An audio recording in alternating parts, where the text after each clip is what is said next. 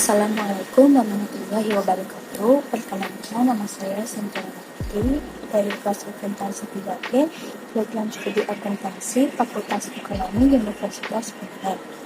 Di sini saya akan mempresentasikan tugas mata kuliah analisis laporan keuangan mengenai analisis laporan keuangan terkait konstruksi properti dan real estate pada PT Jaya Real Property Tbk. Sebelum itu, saya akan menjelaskan terlebih dahulu terkait PT Jaya Real Property.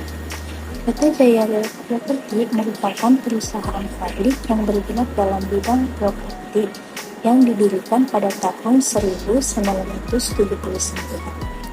Sebelum bernama PT Jaya Real Property, perusahaan tersebut bernama Bintaro Jaya sejak pendirian hingga tahun 1992.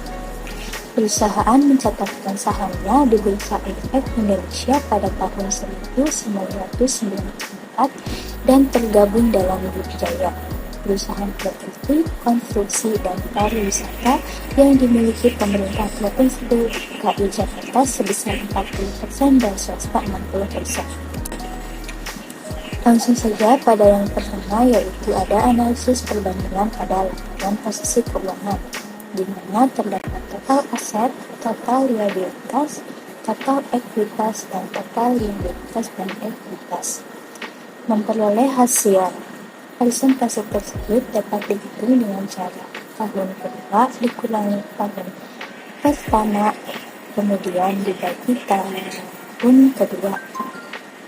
Contohnya pada perhitungan aset, yaitu 2018 plus 2017, yaitu dengan cara total aset tahun 2018 dikurangi total aset 2017, kemudian dibagi dengan total aset 2018.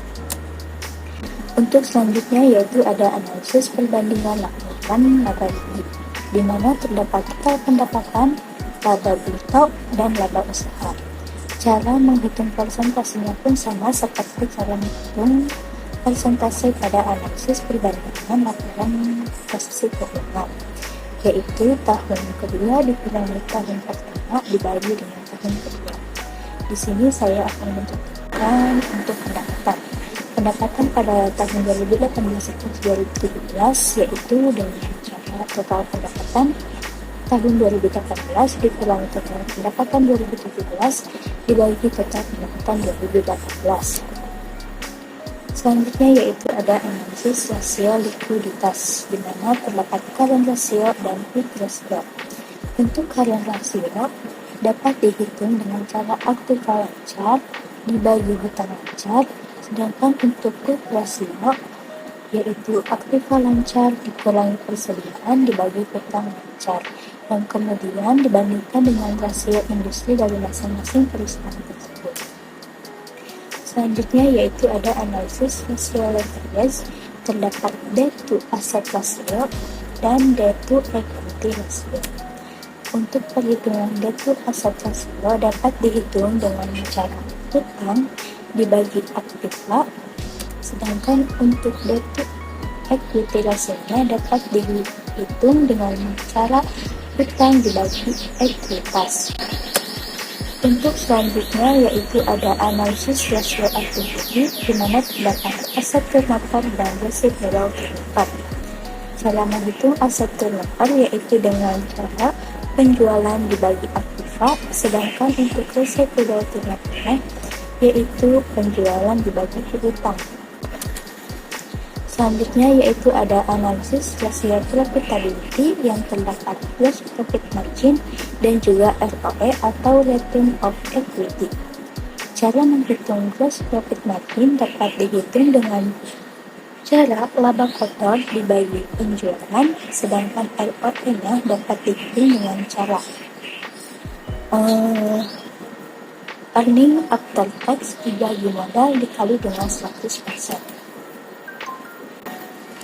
Dan untuk yang selanjutnya yaitu ada analisis common size pada laporan posisi keuangan, di mana terdapat total aset, total liabilitas, total ekuitas, dan total liabilitas dan ekuitas. Cara menghitung persentase tersebut dapat dihitung dengan untuk aset yaitu semua aset dibagi dengan total aset, total liabilitas dibagi dengan total liabilitas dan ekuitas. Untuk ekuitas, semua ekuitas dibagi dengan total liabilitas dan ekuitas. Untuk liabilitas dan ekuitas dibagi dengan total liabilitas dan ekuitas. Selanjutnya yaitu ada analisis common sense pada laporan laba rugi. Cara menghitung persentasenya pada total pendapatan, laba berita, dan laba usaha tersebut dibagi dengan total pendapatan. Contohnya pada tahun 2017, total pendapatan tahun 2017 dibagi dengan total pendapatan 2017. Untuk laba berita tahun 2017 dibagi dengan total pendapatan tahun 2017, dan untuk laba usaha tahun 2017 dibagi dengan total pendapatan 2017.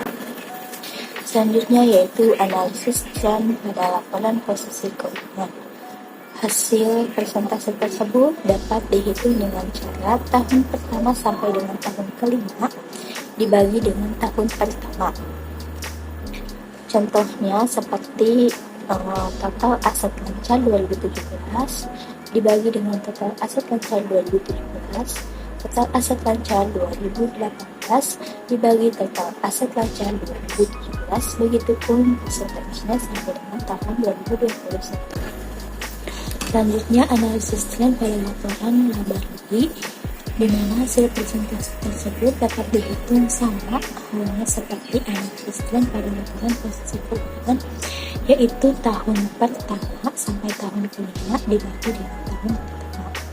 Contohnya perhitungan pada pendapatan 2017 dibagi dengan pendapatan tahun 2017. Pendapatan tahun 2018 dibagi dengan pendapatan tahun 2017, begitu seterusnya sampai dengan tahun 2021. Selanjutnya yaitu ada analisis DuPont, di mana analisis ini akan menghasilkan ROE. Di sini ROE diperoleh dari hasil ROI dikali equity multiplier, sedangkan untuk memperoleh ROI itu sendiri diperoleh dari net profit margin dikali aset turnover, sedangkan equity multiplier-nya diperoleh dari hasil total liabilitas personal dibagi stockholders equity. Untuk total liabilitas personalnya yaitu liabilities ditambah modal, sedangkan untuk aset turnover diperoleh dari hasil penjualan dibagi total aset. Untuk net profit marginnya earning after tax dibagi penjualan. Untuk earning after tax itu sendiri diperoleh dari menjumlahkan penjualan, KPP, biaya operasi, dan juga pajak. Sedangkan total aset diperoleh dari aset lancar ditambah aset tetap, dan untuk total liabilities diperoleh dari hasil utang lancar ditambah utang jangka panjang. Selanjutnya yaitu ada analisis cross section. Untuk menghitung rata-rata aritmatika ROA dapat dihitung dengan cara ROA tahun pertama sampai tahun kelima dibagi 5 tahun. Mengapa 5 tahun? Karena periode waktunya dari 2017 sampai 2021 yaitu 5 tahun. Begitupun untuk rata-rata aritmatikanya, nilai buku tahun pertama sampai dengan tahun kelima dibagi 5 tahun. Untuk rata-rata tertimbang ROA dapat dihitung dengan nilai buku tahun pertama dibagi dengan total nilai buku masing-masing perusahaan tersebut. Dan untuk mediannya yaitu dapat dihitung dengan cara ROA dibagi untuk mediannya yaitu dengan menggunakan ROA dari masing-masing perusahaan. Yang terakhir yaitu ada analisis time series, di mana ada ROA perusahaan dan ROA industri. Untuk menghitung ROA industri itu dengan cara EBIT dibagi dengan total aktifat dari masing-masing perusahaan tersebut. Sekian penjelasan materi yang dapat saya sampaikan. Kurang lebihnya mohon maaf. Assalamualaikum warahmatullahi wabarakatuh.